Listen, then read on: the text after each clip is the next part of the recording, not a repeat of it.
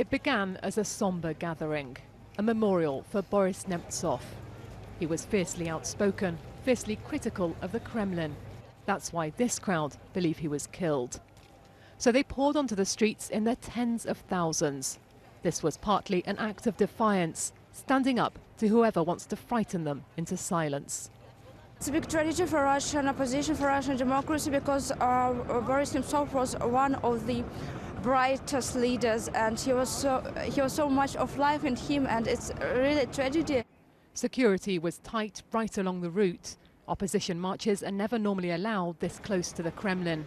But the crowd were heading for the scene of the murder. 2 days on, the gunman still hasn't been caught.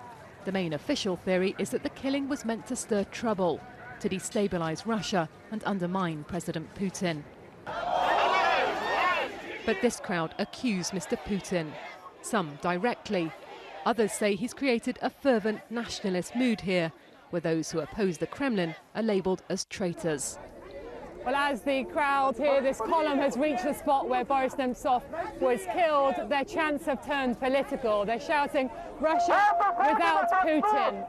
And that is just a few meters from Russia's Kremlin. Despite these scenes, Vladimir Putin remains a very popular leader. Many other Russians feel he's made their country powerful again. Boris Nemtsov challenged that.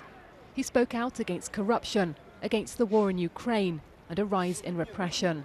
And he was silenced. It changed all the country because the people who criticized the regime recently can't be afraid of being imprisoned. But now we should be afraid of being killed. It's a big change, unfortunately. Today, though, the streets were theirs, and so was the national flag. A sign, they said, that they are no enemies of the state. Like Boris Nemtsov, they just want a different Russia.